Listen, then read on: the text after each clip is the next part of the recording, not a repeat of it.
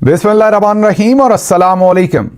अब चलते हैं आज की अहम खबरों की तरफ, क्योंकि बहुत सारी खबरें हैं। एक तरफ अगर इसराइल और अमेरिका ईरान पर पै दर पै हमले कर रहा है, तो जो ईरान ने अभी तक रिस्पांस दिया है वो भी तबाहकुन है। आपके सामने तस्वीर रखेंगे, आपके सामने नक्शा रखेंगे जो आपको दिखाएगा कि ईरान ने किस तरीके से इस जंग को एक लार्जर लेवल पर फैला दिया है। सदर ट्रंप कह रहे हैं कि वो तैयार हैं मुज़ाकरात के लिए या मुज़ाकरात चाहते हैं, लेकिन आगे से ईरान इस वक्त कह रहा है कि वो मुज़ाकरात नहीं करना चाहते। यहाँ ये जहन में रखिए कि इस जंग को छिड़ने से पहले या अली खामेनाई की शहादत से पहले जो ओमानी एक वजारत खारजा के रिप्रेजेंटेटिव थे या उनके वजीर खारजा थे, उन्होंने ये बताया था कि मुज़ाकरात तकरीबन कामयाब हो गए। उसके बावजूद सदर ट्रंप और इजराइल ने हमला कर दिया और अब ईरान कह रहा है कि हम ये जंग लंबी लड़ना चाहते हैं, हम मुज़ाकरात नहीं करना चाहते। और भी डेवलपमेंट्स हैं, जैसा कि कुवैत के अंदर जो कुछ हो रहा है, कतर के अंदर जिस तरह से बिल्डिंग्स को ईरानी जो मिसाइल हैं वो हिट कर रहे हैं, और भी बहुत कुछ है। लेकिन सबसे पहले शुरू करते हैं एक ऐसी खबर से जो आपको चौंका देगी, क्योंकि वो खबर आसिम मुनीर और ईरान के सुप्रीम लीडर अली खामेनाई के बारे में है। और खबर दे रहे हैं बाकिर सज्जाद। आपको याद होगा पहले भी हमने इनकी तारीफ की थी, डॉन के लिए काम करते हैं, मतवाजन लिखते हैं। बाकिर सज्जाद ने आज जो एक ट्वीट की है उसने सबको चौंका भी दिया है, हैरान भी कर दिया। कम से कम मुझे नहीं, लेकिन बहुत सारों को ज़रूर हैरान कर दिया होगा, क्योंकि मैं तो पहले दिन से ये देख रहा था कि आसिम मुनीर जो है वो बात करना चाहते हैं जो इमरान खान ने की, लेकिन डिफरेंट तरीके से। मीन ऑब्जेक्टिव डिफरेंट है, लेकिन वो लगना इमरान खान चाहते हैं, लेकिन ऑब्जेक्टिव उनका इमरान खान से मुकम्मल अपोजिट है। तो बाकिर सज्जाद आज जो ट्वीट करते हैं वो बहुत ही मानी खेज है। वो लिखते हैं कि मुझे राहबर के एक मोतमद ने बताया, राहबर यहाँ पर वो अली खामेनाई शहीद को कह रहे हैं, वो कह रहे हैं कि उनके एक मोतमद बहुत ही करीबी एतमाद वाली शख्सियत ने उनको बताया कि पाकिस्तानी फ़ौज के सरबरा, नाम उन्होंने नहीं लिखा, जाहिर है आसिम मुनीर की बात हो रही है, पाकिस्तानी फ़ौज के सरबरा चंद माह पहले उनके पास आए जब पाकिस्तान ईरान और अमेरिका के दरमियान राब्ताकार का किरदार अदा करना चाह रहा था। याद कीजिए, जब हुकूमत थी तो इमरान खान साहब ने भी सऊदी अरब और ईरान के दरमियान सुलह करवाने की, बातचीत करवाने की, मीडिएट करवाने की कोशिश की थी। लेकिन आपको पता है कि वो ऑब्जेक्टिव क्या था कि मुस्लिम वर्ल्ड के अंदर जो कॉन्फ्लिक्ट है वो बातचीत से रिजॉल्व हो जाए, और ये जो डिवीज़न है इससे इसराइल और दूसरे ममालिक फ़ायदा ले रहे हैं। इमरान खान का नज़रिया तो यही था कि ये मामला जो हैं वो मुस्लिम दुनिया के अंदर ही रह जाएँ और भाईचारा बढ़े, एक बेहतर तरीके की हम आहंगी हो, और ये जो जंगें और करवाई जाती हैं या की जाती हैं या लड़वाया जाता है, इस सब से जान छूट जाए। लेकिन अब आसिम मुनीर ने भी बनना तो इमरान खान है, जैसे आपको पता है कि मरियम नवाज़ ने भी बनना तो इमरान खान है, लेकिन ऑब्जेक्टिव दोनों के मुख्तलिफ हैं। तो बाकिर सज्जाद की खबर ये बता रही है कि आसिम मुनीर पहुंचे अली खामेनाई सुप्रीम लीडर ईरान के उनके पास और कहा कि आसिम मुनीर जो हैं वो ईरान और अमेरिका के दरमियान पैगाम रसानी का काम करना चाहते हैं, अमेरिका और ईरान के दरमियान कोई डील शील बनवाना चाहते हैं, तो आप मुझे पैगाम दें, आप बताएं मैं जाके आपकी तरफ से अमेरिका को, डोनाल्ड ट्रंप को क्या कहूँ। तो उस पर बाकिर सज्जाद बताते हैं कि जनरल साहब ने राहबर से ट्रंप के लिए पैगाम लेना चाहा या वो चाहते थे, मगर राहबर ने इसरार किया कि पाकिस्तान ईरान बाहमी तल्लुकात मजबूत होने चाहिए। जो राहबर थे, मतलब कि अली खामेनाई, उन्होंने उस बात पर तवज्जो नहीं दी। उनकी अंदर से हंसी भी निकल गई होगी कि आप जो हैं वो सदर ट्रंप के लिए पैगाम, मतलब कि चाह ये रहे थे कोई डील कटवा दूँ, मतलब कि जाहिर है वो कोई स्पेस लेना चाहते थे आर्मी चीफ आसिम मुनीर अली खामेनाई से कि वो उनके हाथ में कोई ऐसी स्पेस दे दें, वो जाके सदर ट्रंप को देखेंगे, ये देखें मैंने उनके गोडे छोटे दबाए हैं, उनकी मैंने समाजत की है, या आपके बिहाफ पर मैंने धमकी शमकी उनको दी है, और अब ईरान वाले आपसे डर गए तो आए डील कर लेते हैं। मतलब ब्रोकर बन रहे थे दरमियान में। उनका मकसद लार्जर ट्रंप की खुशनुदी था, और ट्रंप को खुश करने के लिए वो जो अली खामेनाई सुप्रीम कमांडर थे उनको कह रहे थे कि आप मुझे ट्रंप के नाम कोई पैगाम दें। जाहिर है पैगाम अब जंग का तो नहीं देना इनके नाम, इनके हाथ में तो यही पैगाम देना था कि हम आपसे सुलह करने को तैयार हैं, बात करने को तैयार हैं, आपकी बातें मानने को तैयार हैं, हम अपना जो यूरेनियम की इनरिचमेंट है वो ख़त्म करने को तैयार हैं। वही जो सदर ट्रंप की, क्योंकि सदर ट्रंप की जो एक्सपेक्टेशंस थी, जो सदर ट्रंप की आप ये कहिए कि डिमांड्स थी ईरान से, वो इतनी सख्त थी कि इससे पहले कभी किसी अमेरिकी सदर ने इस लेवल की डिमांड्स नहीं की थी। आपको याद होगा, अगर आप अपने जहन पर थोड़ा जोर दें तो आपको याद आएगा कि आसिम मुनीर एक से ज़्यादा बार ईरान गए थे, और फिर यह खबर भी पाकिस्तान में लगवाई गई थी कि इनडायरेक्टली बहुत सारे लफाफा सहाफ़ियों ने यह खबर ब्रेक की थी कि पाकिस्तान जो है वो ईरान और अमेरिका के दरमियान डील करवाने की कोशिश कर रहा है। तो अब बिल्ली थैले से बाहर आ गई कि असल में ट्रंप की खुशनुदी हासिल करने के लिए आसिम मुनीर जो है वो इन्फ्लुएंस कर रहे थे, अपना वेट भी डाल रहे थे। और जो अली खामेनाई सुप्रीम कमांडर थे, अब तो शहीद हो गए, जो ईरान के उस वक्त, उनको वो इन्फ्लुएंस कर रहे थे, परसू कर रहे थे कि वो ट्रंप के साथ डील कर लें और मुझे कोई डील से रिलेटेड पैगाम दें ताकि मेरे नंबर शंबर जो हैं वो ट्रंप साहब के सामने बन जाए। तो ये मेरे ख्याल में एक शॉकिंग न्यूज़ है, शॉकिंग नहीं भी है इन अ वे, क्योंकि सबको पता है कि आसिम मुनीर साहब क्या कर रहे हैं और क्या उनकी लार्जर खेल है या क्या लार्जर गेम है। लेकिन बहरहाल बाकिर सजाद जैसे एक मतवाजन और सीनियर जर्नलिस्ट की तरफ से इस खबर को ब्रेक करना जो है वो डेफिनेटली सॉलिडिफाई कर रही है हमारे उन तमाम एप्रीहेंशंस को, हमारी उन तमाम सोचों को, हमारे उन तमाम अंदाज़ों को अब खबर की शक्ल इख्तियार कर रहे हैं कि आसिम मुनीर जो हैं वो ये डील ब्रेक करवाने की कोशिश करते रहे हैं। सोचें हम सदर ट्रंप के लिए कौन कौन सी खिदमात जो हैं वो ऑफ़र कर चुके हैं और करने की कोशिशें करते रहे हैं। आगे चलते हैं, ये बात तो हो गई। अगली खबर जो है इसी से रिलेटेड मैंने अब आपको अगली 2 खबरें देनी है, बहुत ही बारीक हैं, और उसके बाद हमने चलना है सीधा मिडिल ईस्ट और वहां देखना है क्या कुछ हो रहा है। अगली खबर जरा सुनिएगा। ईरान को चाहिए कि अपना जवाब दे, मगर दोस्त ममालिक की तरफ हमले नहीं करने चाहिए। अगला नंबर पाकिस्तान का नहीं आ सकता। पाकिस्तान है, अफगानिस्तान है, ना ईरान है। न्यूक्लियर स्टेट से पंगा नहीं लिया जा सकता, जो लेगा उसे समझ आ जाएगी। हम अपना जवाब देने की सलाहियत रखते हैं। सिक्योरिटी ज़राए, ये सिक्योरिटी ज़राए से खबर चलवाई गई है आज पाकिस्तानी टेलीविजन के अंदर। असल में DGISPR ने इंटरव्यू दिया था अल जज़ीरा को, और उस इंटरव्यू में से ये एक टुकड़ा जो है उसको सिक्योरिटी ज़राए का नाम लेकर ब्रिगेडियर साहब ने जो है वो पाकिस्तानी चैनल्स के ऊपर चलवाया। ये मेरी समझ से बाहर है। अपना नाम चलवाते हुए क्या मसला होता है? जब आपने बात की है अल जज़ीरा को इंटरव्यू में, आपने ये कहा है कि ईरान को चाहिए कि अपना जवाब दे, मगर दोस्त ममालिक की तरफ हमले नहीं करने चाहिए। अगला नंबर पाकिस्तान का नहीं आ सकता। पाकिस्तान है, अफगानिस्तान है, ना ईरान है। न्यूक्लियर स्टेट से पंगा नहीं लिया जा सकता, जो लेगा उसे समझ आ जाएगी। हम अपना जवाब देने की सलाहियत रखते हैं। ये अंग्रेजी जुबान में अल जज़ीरा के साथ यही इंटरव्यू DGISPR ने किया। लेकिन उर्दू जुबान में पाकिस्तानियों को बताने में आपको क्या प्रॉब्लम है? वहां सिक्योरिटी ज़राए लिखकर आप ये खबर चलवाते हैं, वहां भी कहिए ये DGISPR ने कहा है, क्योंकि अल जज़ीरा को आपने कहा है कि हम एटमी ताकत है, हमारी तरफ कोई नहीं आ सकता, कोई हमें टेस्ट नहीं कर सकता। मतलब कि आपको हीट फील होना शुरू हो गई है। आपको पता लग गया है कि अगला नंबर अब पाकिस्तान का लग सकता है। जो हमाकतें की गई हैं, जो मामलात पाकिस्तान के अंदर किए गए, उनको नहीं समेटना, लेकिन आगे जाकर यह बताना है कि हमारे पास एटम बम है, मतलब एटम बम की धमकी दे देनी है। ये हमारी कमजोरी की अलामत है, ये हमारी मजबूती की अलामत नहीं है। अगर इस कॉन्फ्लिक्ट के बाद पहला इंटरव्यू DGISPR का, ये पहला इंटरनेशनल इंटरव्यू है ईरान इसराइल के कॉन्फ्लिक्ट के बाद, और आपकी जुबान से पहला लफ्ज एटम बम निकल रहा है, तो that shows, tells and explain everything कि आप चीज़ों को कैसे देख रहे हैं और आप कितना प्रेशर फील कर रहे हैं। और इसके साथ साथ आपकी ये बात बार बार कहना जो है, ये असल में हमारे एटॉमिक प्रोग्राम को भी और ज़्यादा रिस्क पर खड़ा कर देता है, क्योंकि अमेरिका और इसराइल कहेगा कि देखें ये तो बात ही एटम बम से शुरू करते हैं, तो इनसे यही लेना चाहिए हर सूरत। वैसे तो वो पहले भी यही सोचते हैं, ऐसा नहीं कि वो नहीं सोचते, लेकिन DGISPR साहब कितने के ज़हीन तरीके से सिचुएशन को हैंडल कर रहे हैं वो आप देख ही लें। अगली खबर जो तीसरी मैंने क्विकली आपके सामने रखनी है और फिर मिडिल ईस्ट जाना है, वो बहुत ही बारीक खबर है, गौर से सुननी है। दिल तो आपका किसी और तरफ धड़केगा, लेकिन अगर आप दिल की बजाय मेरी बात सीधी अपने दिमाग में उतरने देंगे तो आपको बहुत मज़ा आएगा इस खबर का। हमारी पार्टी पाकिस्तान तहरीक-ए-इंसाफ के अंदर कुछ ऐसे लोग हैं जो हॉकिश हैं, सख्त लाइन लेते हैं, कुछ हैं जो बहुत माइल्ड हैं।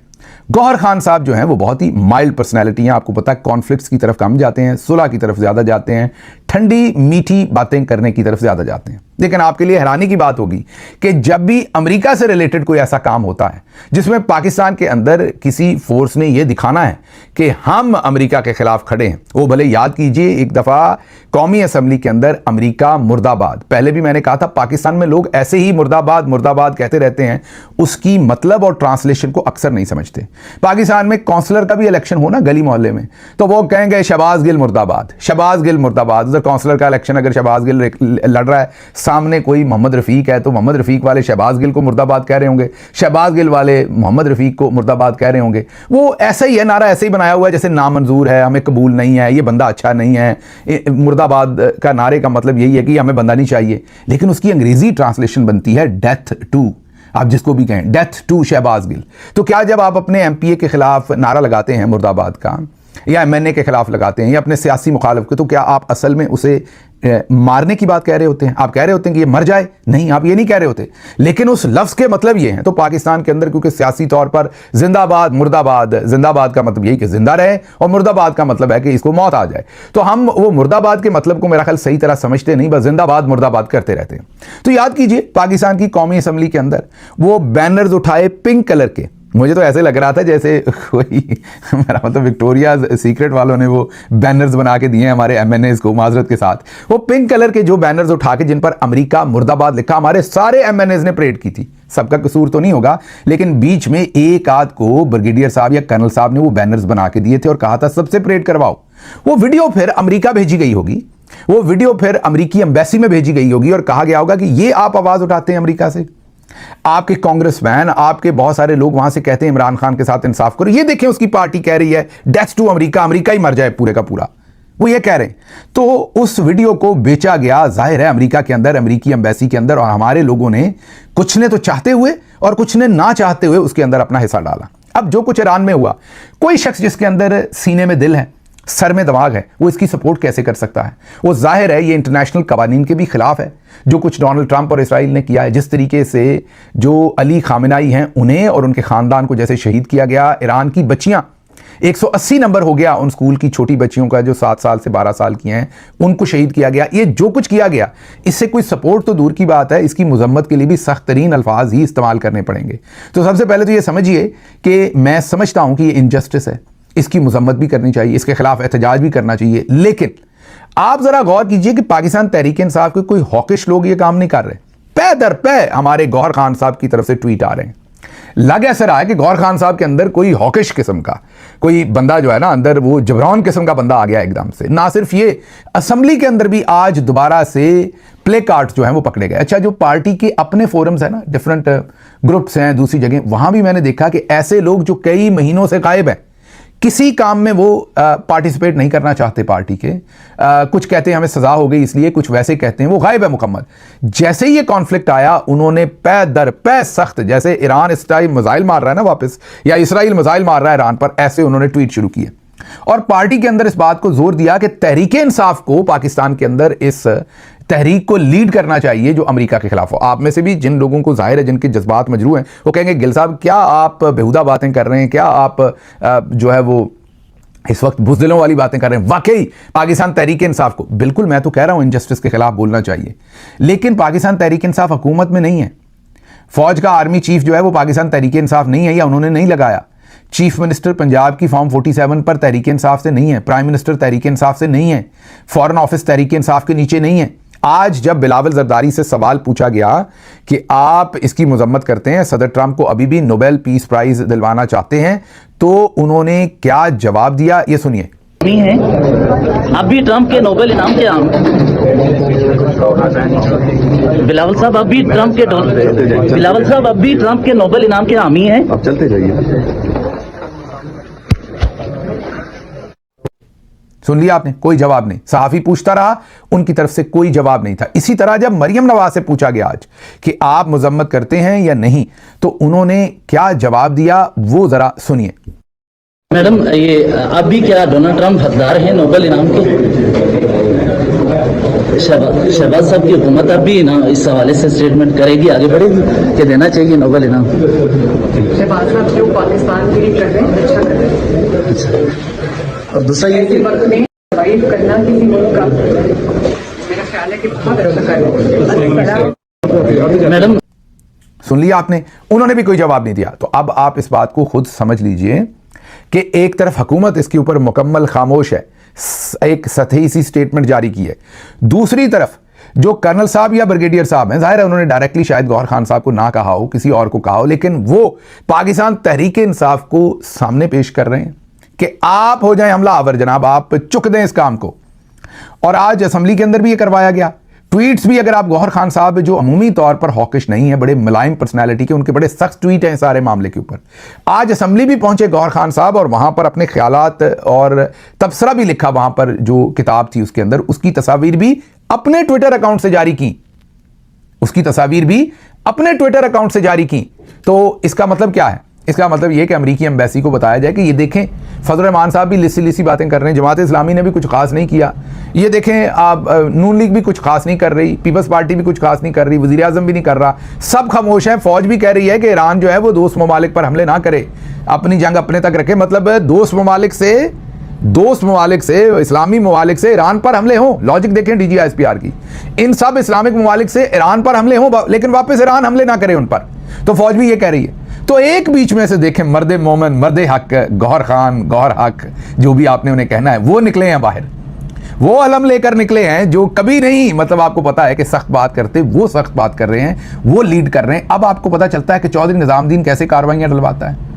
अब पाकिस्तान तहरीक इंसाफ ऐलान कर भी दे, मुझे ये बताइए, पाकिस्तान तहरीक इंसाफ, ये जो गौहर खान साहब वहाँ गए या असम्बली के अंदर जिंदाबाद मुर्दाबाद हुआ या जो कुछ भी पाकिस्तान तहरीक इंसाफ करेगी, लीड करे, उससे मुझे बताइए कि ईरान की सेहत पर या अमेरिका की या इसराइल की सेहत पर क्या असर पड़ना है? हुकूमत तो पाकिस्तान तहरीक इंसाफ के पास नहीं है। हाँ, इससे एक फ़र्क ज़रूर पड़ना है, ये वीडियोज़, ये तस्वीर, ये गौहर खान के ट्वीट्स, ये उनके विजिट, सब कुछ एक फ़ाइल बन के अमरीकी एम्बेसी को जमा करवाया जाएगा और कहा जाएगा कि ये देखें, जब हम इन्हें मारते हैं, जब 26 नवंबर को इनकी सरों में गोलियां मारते हैं, तो ये एमनेस्टी इंटरनेशनल इस पर लिखता है, ये फलाना लिखता है, इनको चुप करवाएं, ये इसी काबिल हैं। देखें, ये आप सबके खिलाफ हैं, ये यहाँ पर फनेटिक लोग हैं जो आपको काम डालना चाहते हैं, इसलिए इनको कुटना मारना बहुत ज़रूरी है। तो जाहिर है फिर जो भी मुल्क जिनके आप खिलाफ होंगे अपना इन्फ्लुएंस इस्तेमाल करेंगे। अब ज़रा मैं दोबारा आखिर पर आपको ये वाजे कर दूं कि मैं खुद, क्योंकि सुबह शाम इस इनजस्टिस के खिलाफ बोल रहा हूँ, खुद आवाज़ उठा रहा हूँ, लेकिन मैं एक इंडिविजुअल हूँ, उसके कॉन्सिक्वेंसेस मेरे पर हैं। जब मैं सारा दिन यहाँ से बैठ के आपसे जो भी बात कर रहा हूँ वो एक इंडिविजुअल के तौर पे कर रहा हूँ, मैं मुनाफिक नहीं हूँ। मैं आपके सामने, ऐसा नहीं है कि ये जो ईरान और अमेरिका की जंग है इसमें मैं ये नहीं बता रहा कि जालिम कौन है, मैं बता रहा हूँ खुल के कि इसमें जुल्म किया है सदर ट्रंप की तरफ से और इजरायली प्राइम मिनिस्टर की तरफ से, जो उन्होंने ये हमला किया और बच्चियों को और लोगों को वहाँ पर शहीद किया। लेकिन एक गौहर खान साहब जैसे मुलायम आदमी पूरी पार्टी को जिंदाबाद मुर्दाबाद पंफलेट पकड़वाकर, अगर तो वो अपनी मर्जी से करें सब कुछ पार्टी वाले, फिर तो ठीक है, फिर तो समझ आती है आप हक के लिए। लेकिन मैंने आपको कहा कि हॉकिश अगर खुरम ज़िशान ये काम करे तो समझ आता है, अगर और जो तगड़े बंदे तगड़ा स्टांस लेते हैं पाकिस्तान तहरीक इंसाफ में, उनमें से कोई ये काम करे तो समझ आती है। कर कौन रहा है? गौहर खान साहब, जो हमेशा कहते हैं कि नहीं नहीं बातचीत से मामला हल होने चाहिए, जो कहते हैं कि खान साहब को घड़ी भी नज़र आ रही, घड़ी की सुइयाँ भी नज़र आ रही हैं, वो ये सारी बात कर रहे हैं। तो इससे आप ये समझ लीजिए कि इस्टेब्लिशमेंट किस तरीके से, जब इस्टेब्लिशमेंट कह रहा हूं तो आसिम मुनीर और उनके साथी जर्नल्स किस तरीके से पाकिस्तान तहरीक इंसाफ को इस्तेमाल करते हैं अपने मकसद के लिए, उसकी वीडियोस, और सिर्फ इस्तेमाल नहीं करते, ट्वीट्स करवाते हैं, तस्वीर लेते हैं, उनको जारी करवाते हैं, हर चीज़। एम्बेसी जाना, वहाँ पर जो अपने ख्यालात का इजहार लिख, हर चीज़ की तस्वीरें जो हैं, और उससे पहले भी सख्त किस्म के ट्वीट जो हैं वो ट्वीट हो रहे हैं ताकि पूरी फाइल बनाकर उनको रखी जाए कि इनको और तुनने की ज़रूरत है। इनको देखें, उधर मरियम साहबा तो कह रही हैं जो शहबाज शरीफ कर रहे हैं वो अच्छा कर रहे हैं, और देखें ये क्या कह रहे हैं। तो ये बहुत ही इंपॉर्टेंट साइड है। हो सकता है आप में से कुछ कहें कि गिल साहब आप बुज़दिली की बातें कर रहे हैं, करना चाहिए। मुझे नहीं पता आपको बारीक बात समझ आई है जो मैंने करने की कोशिश की है या नहीं, तो मुझे ज़रूर अपने कमेंट्स में बताइएगा कि आप इस बारे में क्या समझते हैं। जो मैं आप तक पैगाम देना चाहता था वो दे पाया या नहीं, और अगर दे पाया हूँ उसके बावजूद आप समझते हैं कि मेरी बातें स्टूपिड हैं, बुज़दिली पर मबनी हैं, या उनमें कोई लॉजिक है, ये मैं ज़रूर आपकी राय पढ़ना चाहूँगा। मुझे यहाँ से इजाज़त दीजिए। अल्लाह आपका हामी और नासिर हो। पाकिस्तान जिंदाबाद।